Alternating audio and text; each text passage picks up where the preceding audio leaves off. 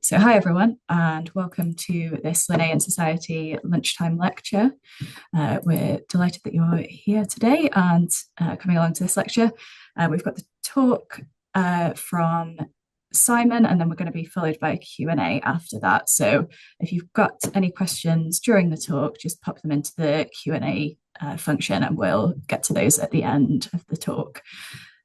So, just an introduction to Simon. Dr. Simon Pooley is a Lambert Reader in Human Wildlife Coexistence at Birkbeck University of London, and he's also affiliated with the Zoological Society of London, the University of KwaZulu-Natal, South Africa. Is that correct, Simon? Have I pronounced that one correctly? Perfect. Yeah.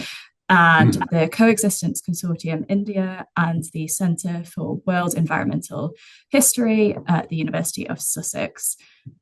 Simon grew up on crocodile research stations in nature reserves in northern KwaZulu-Natal, South Africa, and he leads working groups on coexisting with wild animals for the IUCN Human Wildlife Conflict and Coexistence and crocodile specialist groups. And Simon has been interested in Okapi since childhood. And during a period of recuperation from dengue fever, which sounds like it must have been quite the experience, and extending into the COVID-19 lockdowns, as well as following visits to the London Zoo, he actually started working on his book, Discovering the Okapi, as a recovery project. And that's what he is here talking to us about today. So without further ado, Simon, I'll hand over to you. Super. Thanks very much, Heather. It's great to be talking as part of this Linnean Society event, because I think natural history is something that's always been in my life. My father was very well known for his natural history knowledge, which he learned from Zulu and Tonga field rangers, something he always acknowledged in his books, acknowledging people by name. And it was something I noticed with some mystification as I became a scholar, that there's sometimes the idea that it's terribly complicated and difficult for traditional knowledge and these kinds of knowledge to be communicated to and integrated with more Western scientific style natural history. But I've grown up seeing this working in the field, so that was part of my interest in writing this book, was to look into how the knowledge was actually acquired, particularly of such a sort of difficult to find animal as the okapi. So as Heather said, this did come out of a period of dengue, which I acquired doing crocodile research in Gujarat. And for about 6 months, as you can see on the picture, I was pretty much useless to man, and with the exception of possibly one beast, I was essentially a hot water bottle for a cat. When I recovered, I was stuck in London also then because of COVID, and I had lost my faculties, my capacity to think, to remember, and I needed to build back somehow. And on one of my visits to the zoo, I rediscovered the okapi, this amazing animal. And a friend of my father's had visited us up at Ndungu Game Reserve and brought us an animal encyclopedia. And even as a boy, I'd been struck by how interesting and unusual this animal was.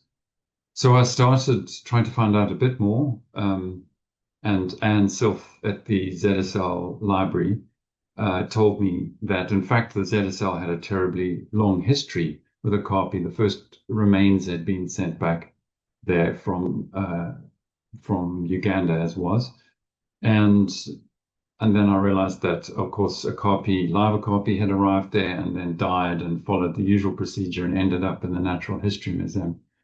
So I started doing work in those places and realized that there was a book in this, but also, in a way, because there's so few shreds of evidence of this animal, I wanted to look at it from as many angles as I could. And I wanted to understand how we learned about the natural history of this animal, but also what happened to its remains afterwards, how they were received, described, used to communicate knowledge to the public. And of course, in its time, the okapi was a very, very famous animal. And I realized when I talked to people that almost nobody seem to know what it was.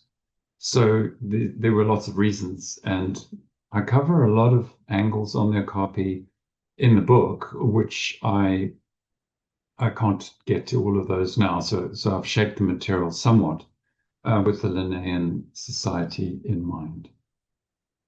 So briefly, the context for this was the sort of parceling up between the colonial powers of Africa in the late 1800s, 1880s.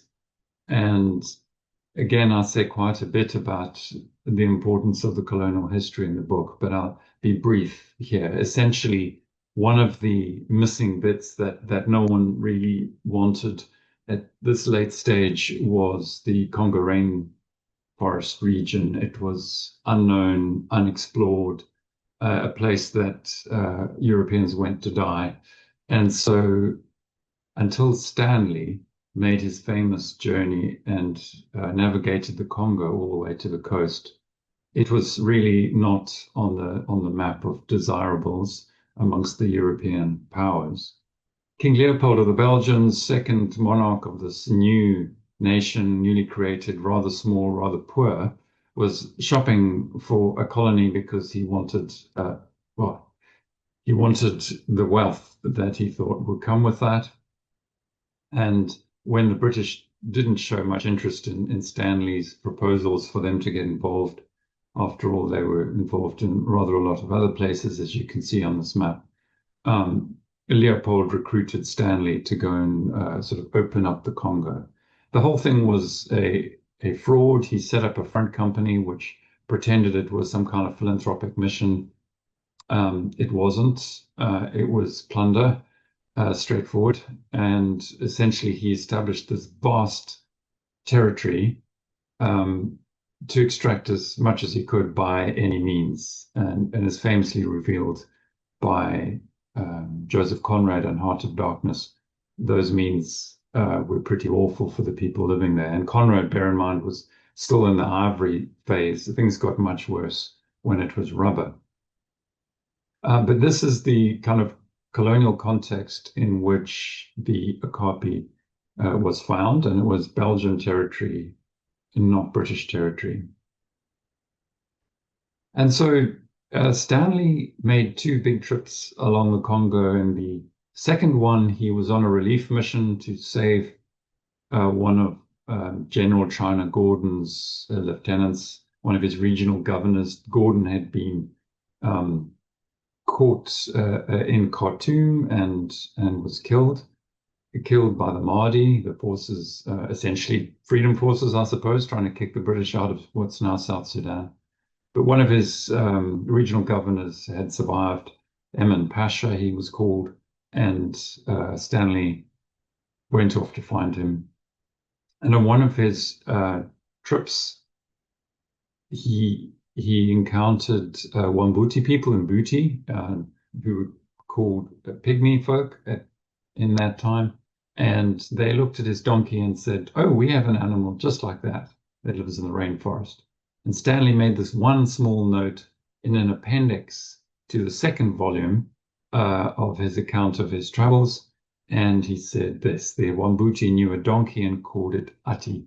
They say they sometimes catch them in pits. What they can find to eat is a wonder. They eat leaves. And the point is, what on earth was an equid? All these horsey animals, they're all grazers. How could such an animal survive in the rainforest? So that was the sort of the note that he made. And the person who picked up on this was Harry Johnston. I say quite a bit about Harry in the book. Very remarkable person.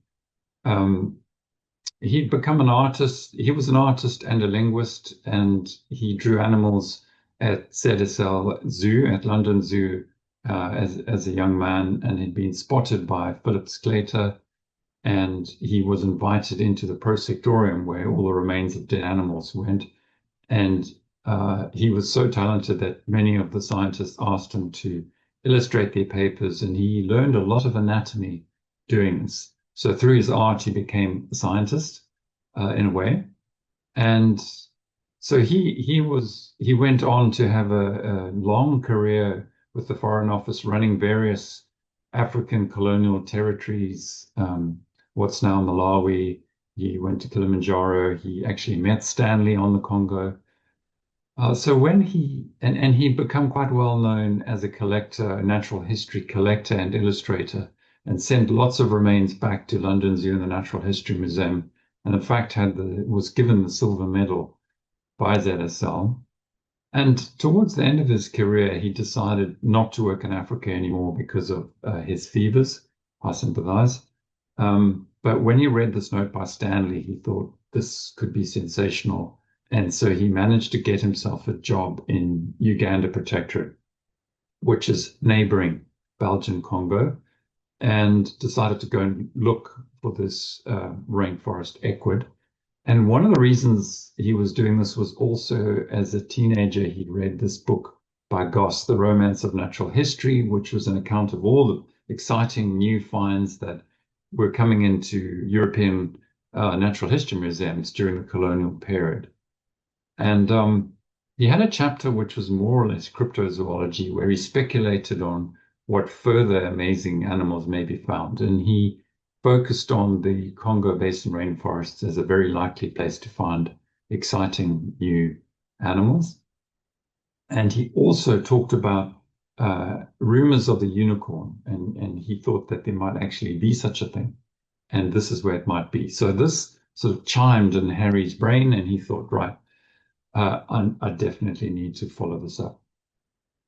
So he went out as governor, and of course his problem was how to get into Belgian territory.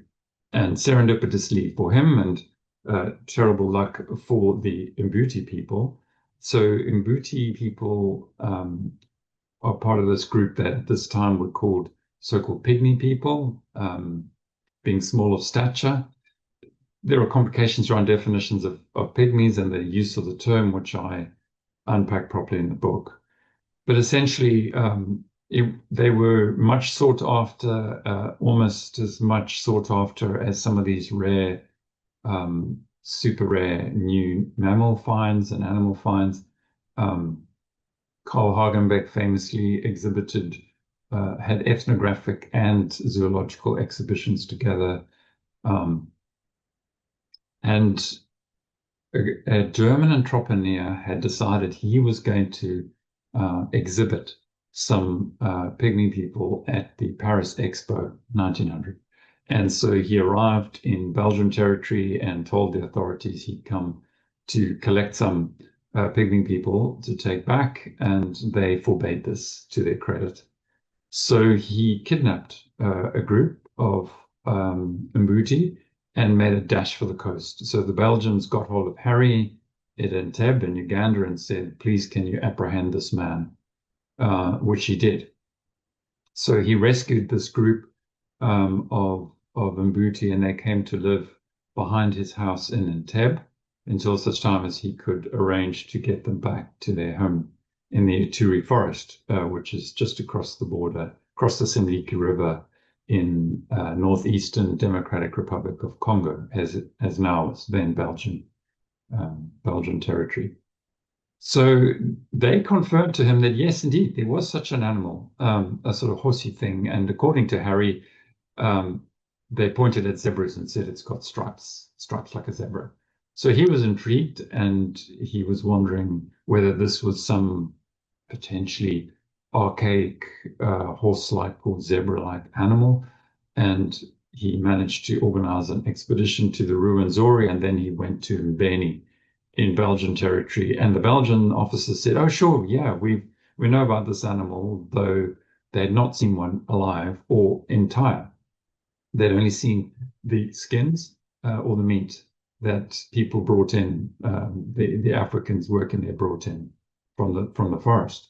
So Harry went off with these Mbuti to try and find Okapi.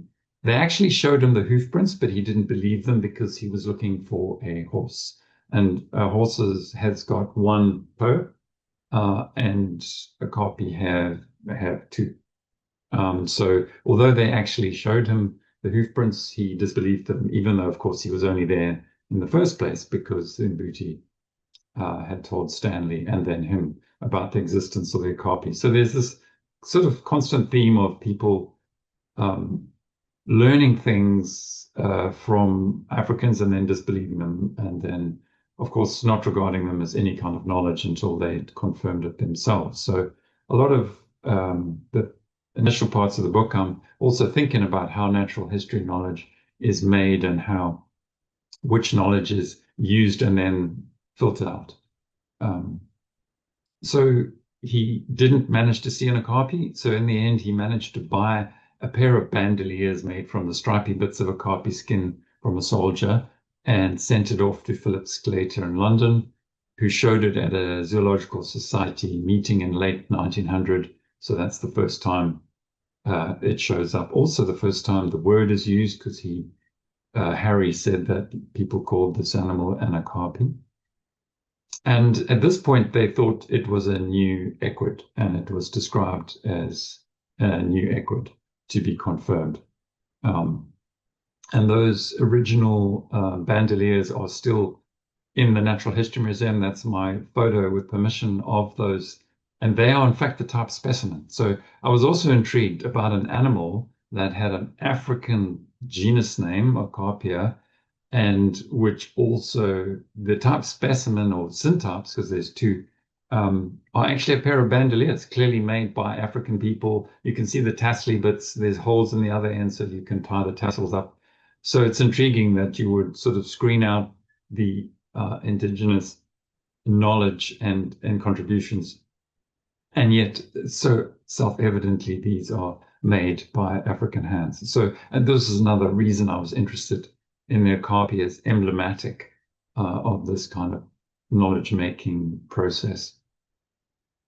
So Harry then had asked the Belgians if they could send him some more remains, and the following year he received two skulls and a skin. And because of his training, because he had studied all these bones, including giraffes, as soon as he saw the skulls, he looked at the teeth, and particularly those lower canines, and saw they were bilobed, and realized this wasn't an equid at all. This was a giraffe, and this was pretty sensational. Um, the only other thing I'd say is that extraordinarily, in his book about the peoples of the region, he wrote a book on Uganda, Volume 1. It's a really nice natural history about the country, like all of his books, well illustrated. Volume 2 is awful. It's sort of evolutionary, racist zoology. But he does include pictures of these two guys, and they were two of the people who actually told him about the existence of the okapi. So I've included their pictures here. They're not named. Oh, and of course, he did get the gold medal for this sensational discovery. This was a sensational discovery. This animal was incredibly famous. People were hotly debating what nature of animal was it. Was it a primitive sort of living fossil? So at first, of course, was it an extinct equid? Um, and then if it was a giraffid, was it a missing link? So this was people were trying to work out Darwin's evolutionary theories, and there was an obsession with missing links. So it wasn't a copy somewhere between the extinct giraffids, the Halodontheriums or Samotheriums, and the modern giraffes. And this was also interesting, I discovered. So I somewhat reluctantly at first got into the more technical taxonomic discussion, but it really helped me understand why zoologists were so excited about the okapi. It wasn't just that it was this unusual rainforest mammal related, with amazing coloration and patterning. It was because of they were trying to make sense of ruminant evolution at this time, and there was a nicely worked out scheme using the hard parts, the bits that remain, the teeth, the horns, the hooves. There was a nicely worked out scheme that enabled the organization of fossils of ruminants through the different periods. But giraffes made a mess of it. They had primitive and so-called primitive and so-called modern features. They seemed to mix it all up. So maybe the okapis would help to resolve it. Well, as anyone who knows anything about okapi knows, They are the awkward squad. They were not going to help resolve anything. They don't fit very nicely at all into anybody's neat boxes, and that's also why I like them. Um, but initially, anyway, they realized they looked at the remains, they compared them to the fossilized remains of Heliodotherium, Samotherium, and Edwin Ray Lancaster, director of the Natural History Museum, decided that the Okapi needed its own genus, and he established Okapia in 1901, and this was described at length in Transactions of the Zoological Society, a paper that eventually came out in 1902. And the other thing I talk about, so a lot of work was done in the Natural History Museum, partly because Forsyth Major, another key character, was an expert in fossilized Samotherium, extinct giraffids, and he happened to be working at the Natural History Museum sorting his fossils, which the museum had bought. So they had a real powerhouse of knowledge on Okapi and working out its scientific status and description. But they didn't publish a monograph, and I didn't really understand this. And something I don't have time to go into now, but I do talk about in the book, is that although both men were certainly very keen to make their reputations, as was Sclater through association with this exciting animal, Ray Lancaster fell out spectacularly with the management of the Natural History Museum, which was underneath the management of the British Library, the chief librarian. So that's another story.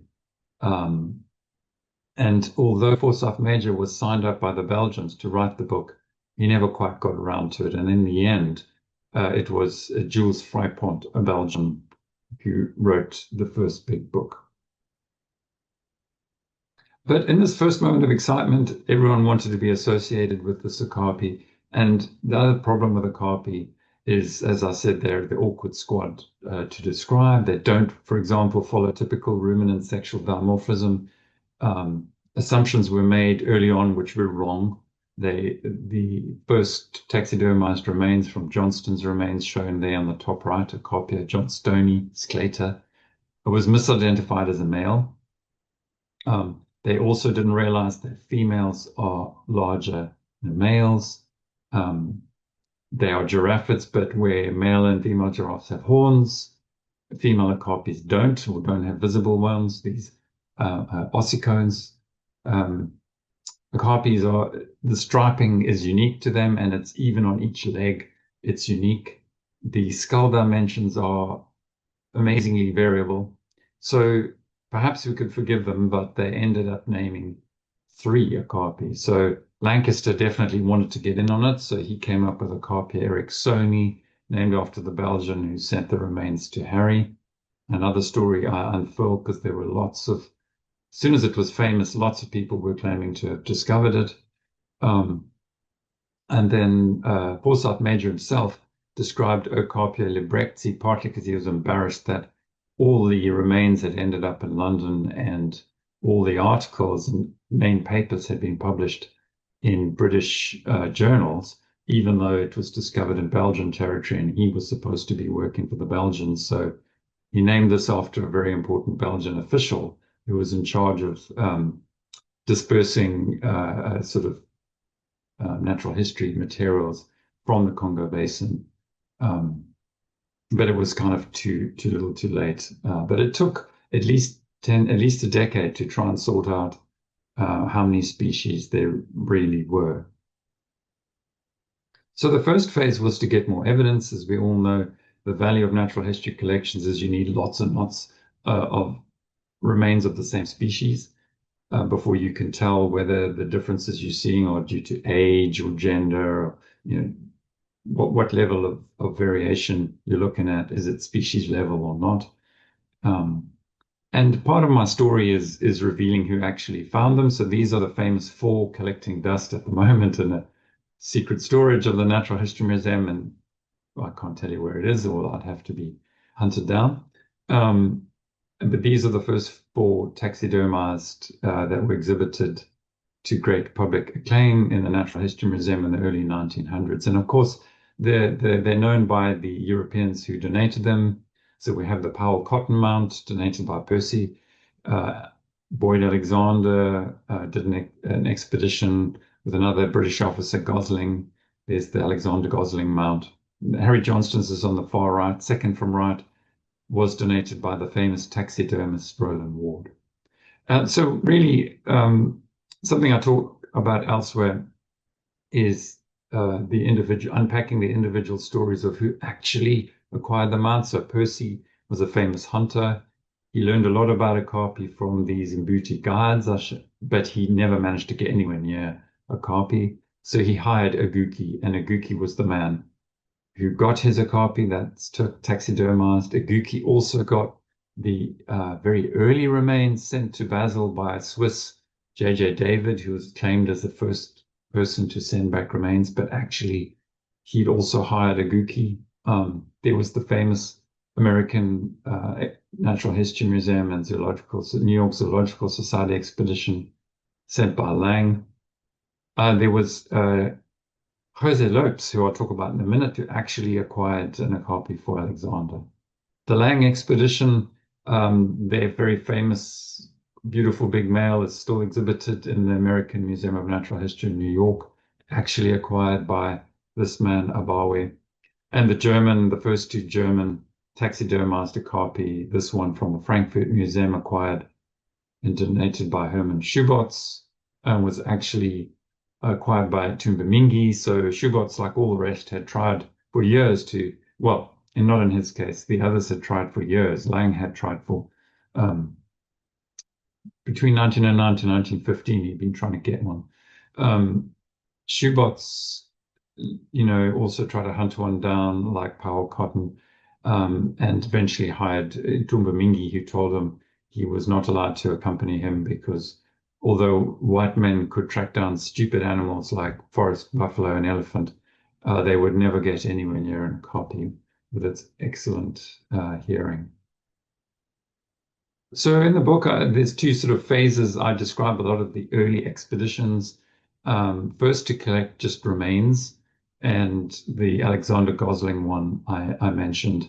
And I give just two instances here of how the African role was filtered out. So perhaps not totally unsurprising considering the two newspapers I'm looking at here, nevertheless. When you look at Boyd Alexander's book, he was fulsome in his praise for Jose Lopes and fully credited him with everything. But this just didn't make it through either into sort of scientific publications of any kind or the popular media. So you get things like Okapi seen alive, white man's unique experience. Boyd was always very clear he'd not seen it alive. Only Jose Lopes had managed to see one alive and actually catch it with local people's help. And the other one here, the Telegraph, alone across Africa. Well, that's my favorite picture from Boyd's book of Boyd alone in Africa. Yeah, not very alone. The caption says, chopping our way through the papyrus, and you can see how much chopping Boyd's doing standing in the boat. So there was a lot of this filtering going on. And then the next phase that I talk about in the book is really capturing live Okapi. The first one made it to Europe in 1919. So went to Antwerp Zoo, all the Belgian, in fact, all Okapi in this phase, because it was Belgian territory, went to Antwerp. Most of them died on the way, and those who made it didn't live very long either. In this first phase between the wars, it was this eccentric American anthropologist Patrick Putnam at a Pooley in the Turi forest, and Frans Hotzenbot, a Belgian missionary at Buta Mission, who sent them. And in fact, the first couple to arrive at London Zoo, Congo the second, first arrived in England, the second in Europe. And it was a gift from the man who became the next king of the Belgians to the man who became briefly the next king of England, briefly Edward VIII. Donated it to London Zoo in July 1935, and he lived until November. But one thing I found out, that's Hotzenbot incidentally in the picture on the far right. But the man in the smaller picture, René Bakondo, I only found out after going to press from one of Hatzabat's relatives. So I'm very grateful to Dirk de Waal for this. In fact, Hatzabat worked with this man as his animal handler throughout the whole period. And when the Belgian king asked them to bring an okapi to Belgium, both he and Bakondo went over and they both met the king. So another story of someone who was important, who was screened out. The other thing just to remember is that no one knew in this first period what a copy looked like, so we can forgive people for making mistakes. I love the sort of Dr. Sears picture in the center, the bottom in Pall Mall magazine, so they weren't allowed to see the remains, so they took a guess based on the newspaper descriptions. So you have these weird llama-like sorts of animals. And then the first paintings were remarkable. So Harry Johnston had never seen one alive. He only saw skins. And he had descriptions from Africans. And so he made those paintings there based on the remains he had, bearing in mind, one skin, two skulls. Extraordinary. This is his slightly revised version. In the book, I describe how he made changes from those I show on the cover of the book. After he'd seen Roland Ward's taxidermized version. So there's this convoluted process where Roland Ward uses Johnston's first painting to taxidermize them, but he's taxidermized lots of giraffids, makes some little changes, and then Johnston paints them again based on Roland Ward. A detail to notice at the back, bottom right, is it has testes, so they added these because actually this was a female. Yeah. Then gradually the first pictures arrived. The first in 1907 was of a calf, but possibly the first of an entire okapi was 1912. So that was Schubert's. But all of the first pictures of okapi were of dead ones. And it was only in the interwar period that we see the first photograph of a live okapi. So it took a really long time. It's interesting to think that this animal had ostensibly been described and understood by Western science, by 1902, but actually no European, none of the scientists anyway, and the first collectors had actually seen one alive for years afterwards. So mostly what people thought an okapi looked like was based on the guesswork of taxidermists, the faux okapi as I call them. And there were all sorts. There were spindly ones, there were llama-like ones, there were horsey ones. Nobody knew how they carried their necks. Were they sort of upright like giraffes? Were they sort of straight out like the one on the top left? Nobody knew. So there was a lot of guesswork. These were the two of the really good ones, I thought. So an older female and a calf. And these really are lifelike. These are like portraits of actual animals. And that's something to remember when we look at all these remains. All of these are the remains of actual individual okapi who were living their lives in the forest when they were set upon or caught in a trap and bludgeoned. So there'd been so much concern over how many of these animals died that the Belgians decided to formalize capture operations at Pooley after the war. So some figures there, up to 1950, half of recorded captive okapi didn't even live long enough to be exported. Of all these okapi recorded in this first period, 81% didn't live to 6 years. Of all those born between 1918 and 39 who got to Europe, only 3 of them made double figures. So it was a big question. Why was he still importing them? It's a question I ask in the book, given the awful death rates. So anyway, this, at least the capture side of things and habituation side was formalized under this man, under Medina at Epulu in the Turi forest. And Epulu ever since has been a kind of important place for okapi conservation. And one reason, until such time as there were flights able to take okapi out, the journey was just absolutely epic. So these unfortunate okapi were caught in the jungle, transported to Epulu, then sent by lorry to Stanleyville, now Kisangani, craned onto a boat, then put on a cattle barge and sailed down to Kinshasa.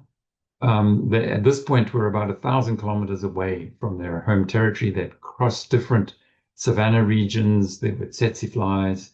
Lots of them then died in bad conditions, waiting in Kinshasa.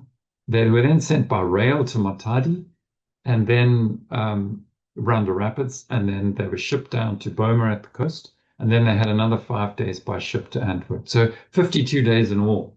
And they weren't kept very well. And of course, the thing that people didn't know at this point was big cause of death is these intestinal parasites, and they were standing in their own excrement in these cages. And so this is one of the main reasons so many of them died. So one of the things I do in the book is I progressively explore what was learned. So the first big publications were Vrypont, 1907. The Natural History Museum published what they said was a monograph on 1910, but it wasn't. It was really a catalogue of the remains that there were. They learned a lot about diet in the first phase. They learned that they aren't actually grazers. They definitely are browsers. They learned some of what they ate. So Okapi are really unusual. They live only, they browse on the mid-story plants. And these plants, because they're at that level, very accessible level, they're toxic. They defend themselves, their leaves with toxins. So what Okapi do is they eat small amounts of lots of different plants, like well over 100 different species have been documented. So if they ate too much of one plant, the toxins would do them harm, but they eat little bits of lots of different plants with different toxins. They make lots of saliva and they digest more quickly than other ruminants. And they also love to eat trees that have fallen down because the leaves at the top are not defended. They learned there was a lot of disagreement still about where did they live. Did they like swamps? Did they like dry land? Did they live together in herds or did they not? Were they active at night or on day? Nobody knew. One of the few things they knew was that mums leave their calves in little safe nest places, go out and graze and then return to suckle them. They need lots of food because the milk they give is very rich, so that the calves can grow really quickly. They knew that Okapi walk like giraffes because Lang had managed to get a live calf, which didn't live very long as ever, but they walk like giraffes. So the same leg on the same side moves together, both right side legs together and then both left together, not like horses and equids. But they just didn't know anything about, they didn't see, the Europeans at least just didn't see live Okapi really. It's just a few calves, and they thought they were very, essentially what we knew about Okapi in the West, what Western scientists knew, was limited to the durable remains. And then they gradually worked out females are bigger and only males have horns. This is the 1907 distribution map, and it's really pretty good. I mean, the bit in the rectangle at the top is more or less where they occur today, except they didn't know that there is some southwest of the Congo River. And the rectangle at the bottom, they thought there was possibly some living down there in the Manyema territory. That's never been confirmed. So in the interwar period, they were now coming into Europe and they were dying, mostly dying quite quickly, and they could be studied in laboratories, so they started to understand why they were dying, particularly intestinal parasites. Cuthbert Christie had done a lot of work up until interrupted by the First World War, published after the war, and he had some observations on Okapi being solitary most of the time, except when mothers have their calf with them, and some ideas on habitat use, avoiding actually swampy areas usually. And the most important person, who's more or less utterly forgotten, was this eccentric Italian cavalryman Attilio Gatti, who made numerous expeditions to Africa, two of which were focused on getting Okapi. He was actually contracted to get some for the zoo, London Zoo, but didn't. But most of his observations in terms of natural history were of a calf called Toto, captured by an Mbuti man called Makulukulu, who knew about hiding calves and realized that the tracks of a certain mother were always doubling back. And so he tracked back and captured this calf based on his tracking skills and his knowledge of Okapi. And this little okapi was named Toto and lived for nearly 2 weeks before inevitably it died because they couldn't feed it properly, hadn't been weaned. And for example, you can see that Toto splays his front legs when he drinks like a giraffe. He also learned that okapi lick mineral deposits, although he'd actually been told this by Mbuti and then confirmed it himself. He confirmed the solitariness of them. He also found out that if you mess with okapi, they're not just shy and timid and retiring, they can be very fierce. And then, of course, the other thing happened is that all these okapi were dying. And so, people could start to study their insides, the viscera of okapi. Gatty tried to resurrect this idea of more species. He tried to name a new one called Okapia kibalensis, which he claimed had a longer, thinner, lighter skull and behaved very differently, was more timid and shy, as opposed to Johnstoni, which had massive, heavy skulls, smaller eye sockets, fused horns, and was much fiercer.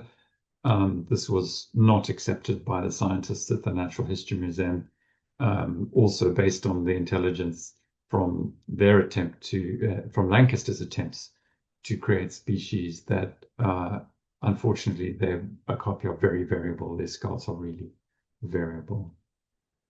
The other thing that was learned after the war, of course, was there was still lots of learning going on from local people. I talk a bit about how what was learned from Mbuti folk working with Patrick Putnam. So he sold lots of okapi during the wars, between the wars, but afterwards he just kept them. That's his wife, American wife, the artist, Anne Eisner there. She spent a lot of time with Mbuti, this man Hirafu in particular, and they learned various elements of behavior, which I could always answer questions on later. And of course, the people working at the Center for Habituation were all local people, so they knew a lot about okapi just from being hands-on. The other big story in later on and from the mid-80s was John and Therese Hart's work collaring and radio tracking okapi. And you can see on YouTube this wonderful film by Alan Root, The Heart of Brightness, riffing on Conrad's Heart of Darkness. And you'll see a lot of Mbuti in the film and not a lot of okapi because they're really hard to find, except the ones they're caught in pits and put collars on.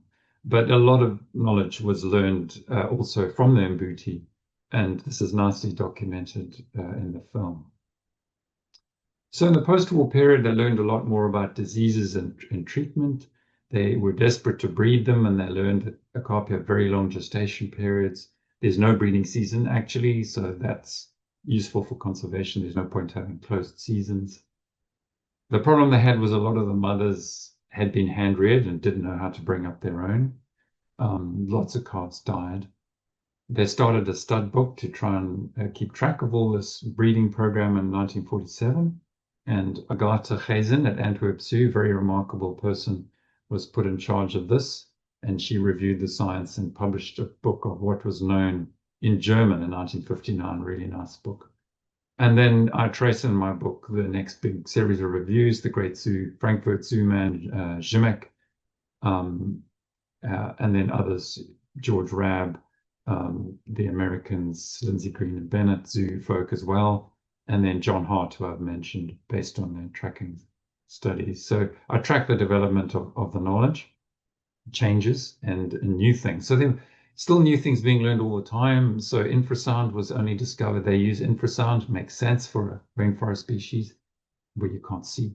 Therese and John Hart finally established home ranges, which is really useful information. No other way to discover. So a lot of the genetics that's been used widely it's been used really late for okapi. And of course, you'll see that the Hart studies were quite short-lived because of a perpetual problem for conservation research and conservation of okapi is the political instability of the region. And I also write about that history in the book. It's had a big influence on the science. David Stanton and Institute of Zoology in Cardiff did important genetic studies and learned things about differences between the captive population and the wild population. So they sampled different wild populations, and there were some differences between, but the level of difference between those various wild populations and the captive is significant. And obviously that's important if you're thinking of so-called rescue populations where you put wild okapi back into the wild.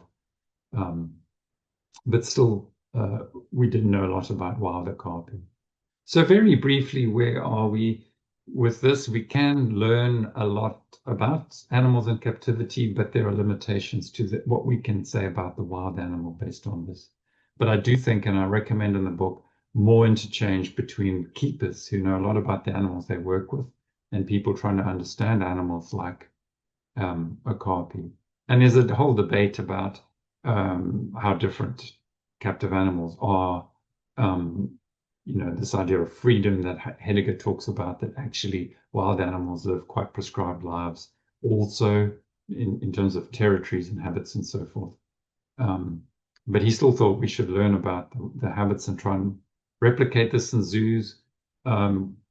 Jacob von Uexküll has this influential idea of the Umwelt, the total environment animals perceive and respond to, which makes them who they are. Well, of course, a zoo okapi can't have that.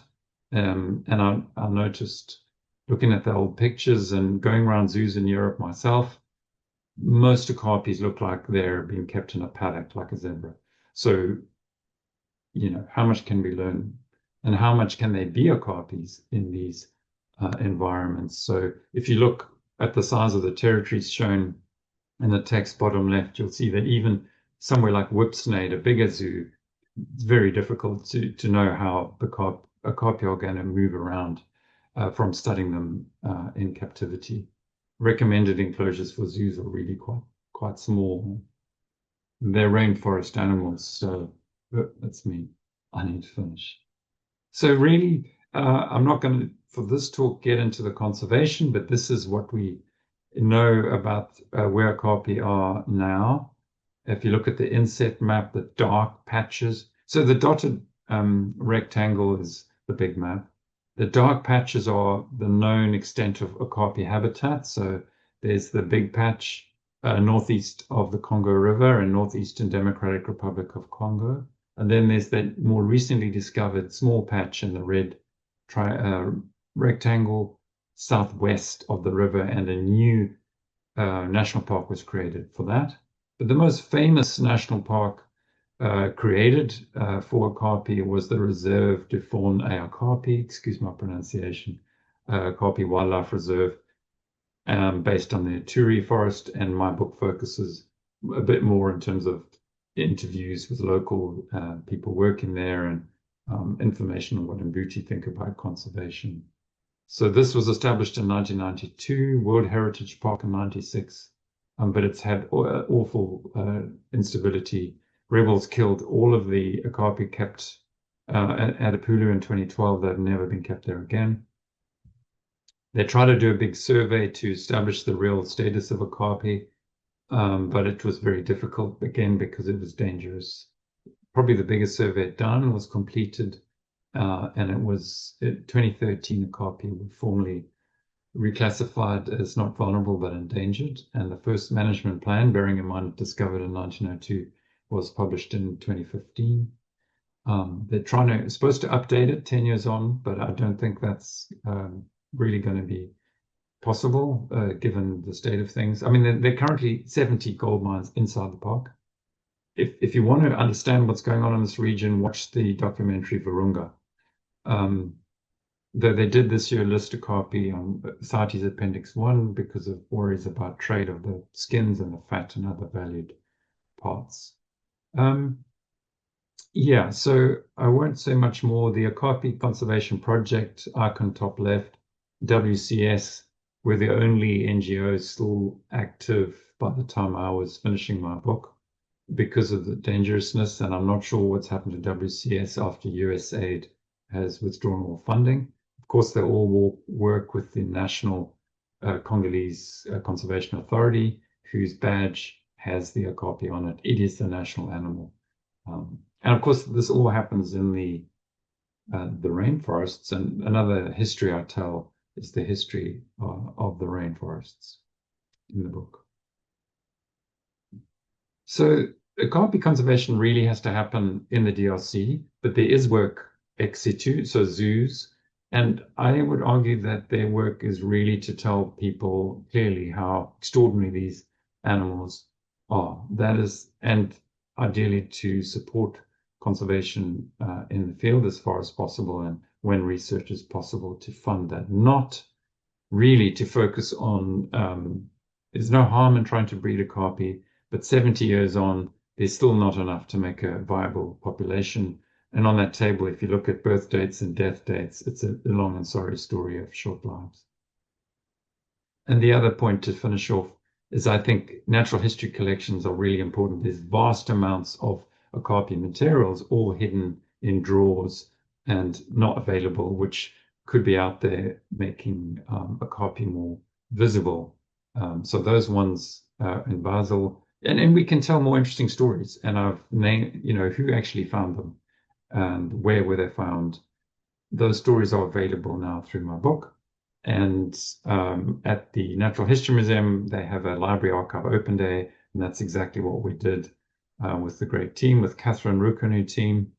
That's the Okapi team, and they have amazing materials, and we took those to the public this year. Where 1,500 people came through that day, so hopefully more people know. But a slight grumble that the museum where they were first described doesn't have any Okapi remains. They have one little picture of an Okapi, and it says at the bottom, you can see an Okapi in the African Mammals exhibition on the first floor. You can't, and you haven't been able to for decades. You'd have to go to Tring to see an Okapi.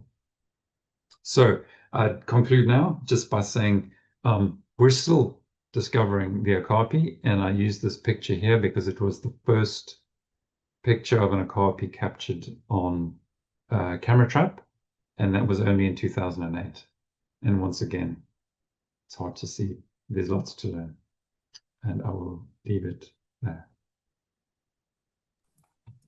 Thank you, Simon. That was a truly fascinating talk about a truly fascinating species, and it feels like you've taken us on a really interesting journey of discovery about the species, but not just about the species. It sounds like you've also yourself been on a personal discovery alongside this as well. And I think you've really woven together so nicely stories on colonial history and local knowledge and natural history discovery as well. So it was a really fascinating talk.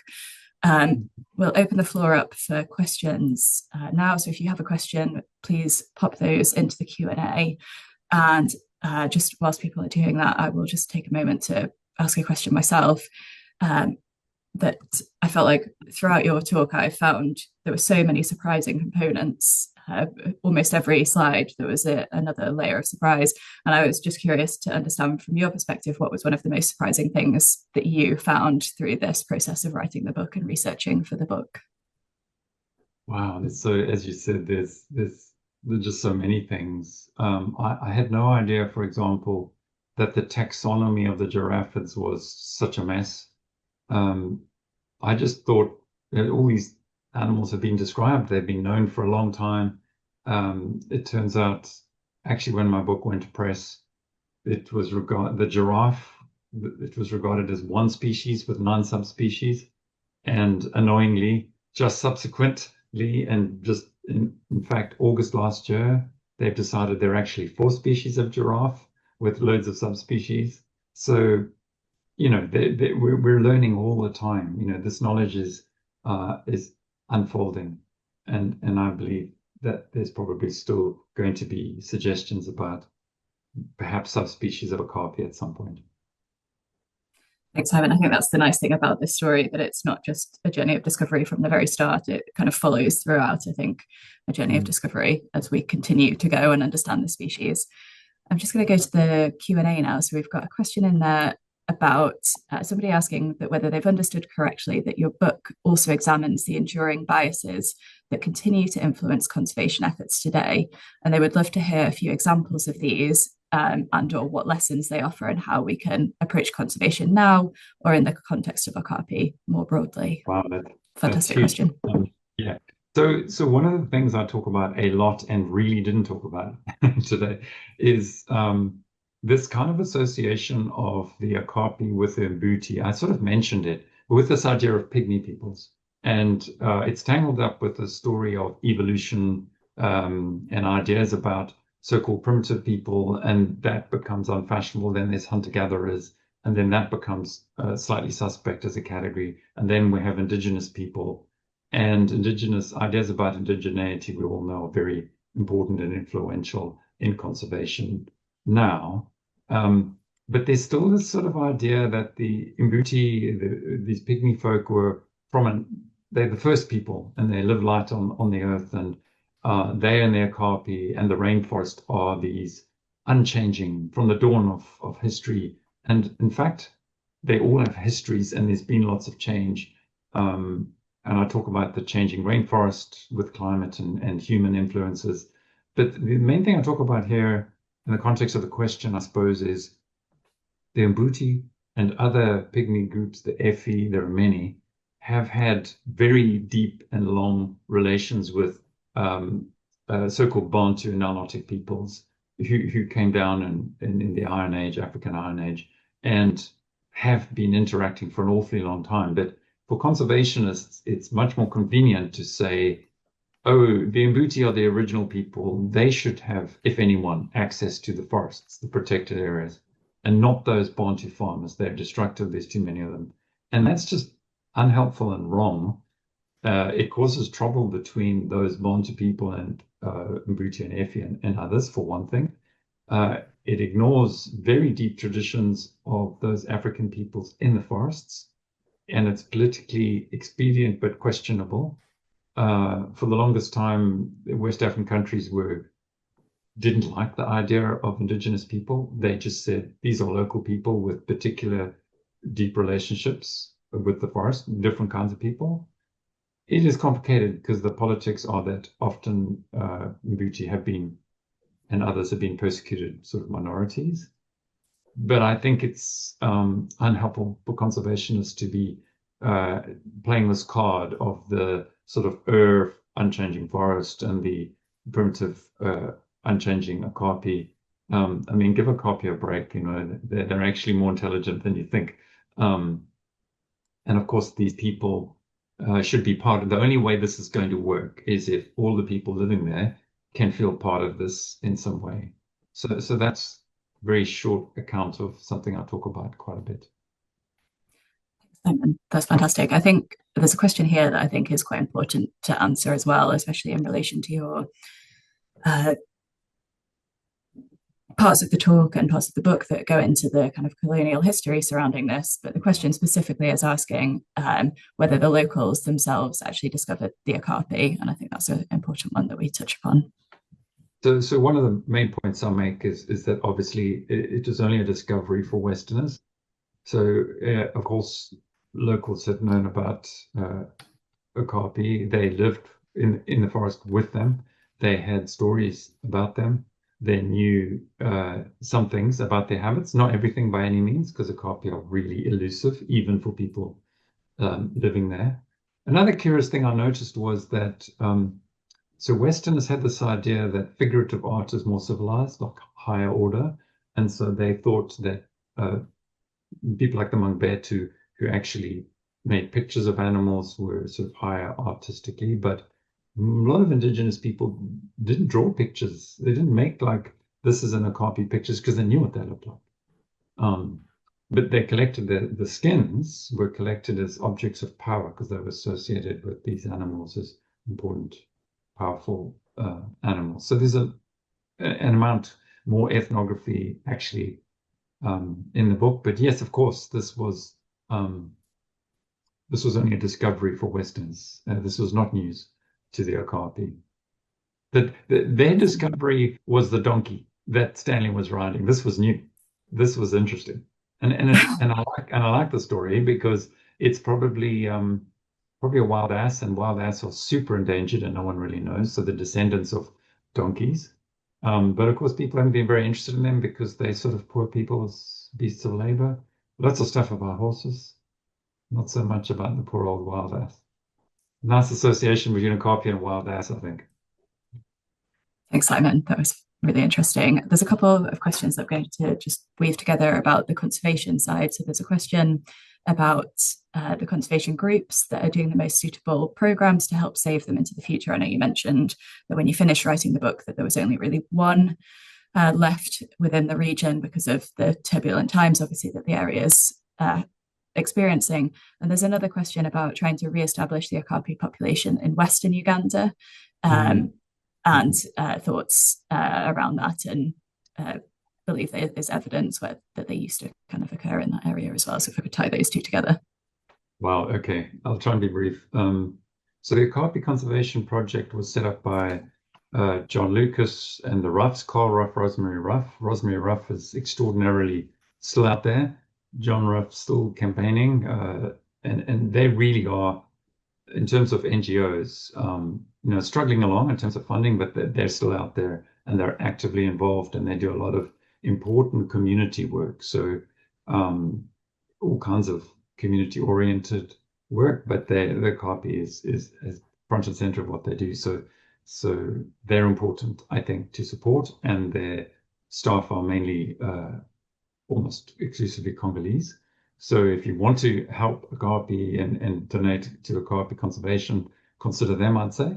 And of course, and WCS, at the time of my book, they were still actively. I interviewed the guys working there, and they're obviously on the ground in DRC. But I know that some of their funding was USAID linked, and we all know what's happened to USAID funding. So I'm a bit worried about what's happening on the ground. But it's them, those two, in formal partnership with the ICC and the official Congolese conservation authority that do the work. And in the book, I explain who does what and how they kind of work together. So it's really difficult. It's very dangerous. But they're on the ground and they're working a lot of outreach, Okapi Day, these sorts of things. Yes, there's the suggestion that, well, if it's so dangerous and difficult, why don't we introduce them to the other side of the Semliki River, and it's all in the Semliki region. Similar habitat. Allegedly, records, Jonathan Kingdon told me that until about the 70s, people said there were Okapi still in the Uganda part, but there's been at least two very concerted attempts to find Okapi in Uganda, and they found absolutely nothing and no trace. So they might have been there. They've definitely not been there for quite a while. Should we introduce them there? Well, the Congolese wouldn't be very happy about this. It's their national animal. And they feel if there should be any support for Okapi, it should be for them in country, I think. So I talk to lots of people about this, because you could possibly bring back some of the captive population there. There are lots of ifs and buts, and I didn't really hear genuine enthusiasm for actually making this happen. It could be done. That's great, thank you. I'm going to again group together a few questions just kind of in the interest of time, because we are a few minutes over. So I think this might be maybe our last set of questions for you, Simon. But some of these are around the museum collections associated with the specimens themselves.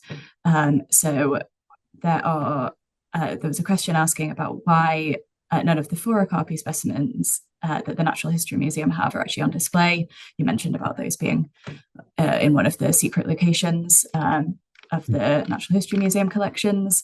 There's also a question about the mounts. So have any of the speculative early Okapi mounts been modified to represent subsequent ideas about their stance, or do they typically remain in their historical poses? And again, there's a question about a specimen at the Tring Museum that the Natural History Museum described as one of the first to reach the Western world, and how much Rothschild actually paid for that specimen, and whether much is known about his collection as well. So those kind of sections just about the museum collections. Thank you. Remind me if I missed any. I think there are, if you bear in mind the time period in which these were made, they're really old now. So in the book, when I finally encountered them myself, which was an amazing moment for me, having read about them, and huge thanks to Natalie Cooper at the Natural History Museum for organizing it. When I encountered the famous 4, as I call them, it was a really moving moment. because you can see on the one hand they're real animals, individual animals that have made this incredible journey. On the other hand, they've been twisted into slightly odd shapes and they're coming apart. So one you can see sort of silver foil sticking out of its ear or a bit of the neck's coming off. And I had this moment, I don't know why, but the film Blade Runner flashed into my head of the replicants. I felt like I was talking to a tattered replicant. This thing which was real and wasn't real was a very curious moment. And of course, I was feeling very tattered at that moment. So I haven't heard of, so that's why they're not on show basically, because they're not in perfect condition. So they do look after them. I mean, one of them, when I first visited, had a big bandage, and the next time I came, the bandage was gone. So they do look after them, but they don't regard them. And I think it's a pity because I think we could exhibit them and just explain their significance. This was a very important animal creation because all the other ones, they're not real either, right? The perfect ones. And some of them are looking a bit tattered, frankly. So why not an okapi? So I'm making the case. But you can explain. You can bring other stories. I'd love to bring other stories in, even if it's with a QR code for people who want to learn more, not taking words away from the scientific description, because that's an issue in natural history museums. Not enough words. But I think I would love there to be one on show. Have they modified them?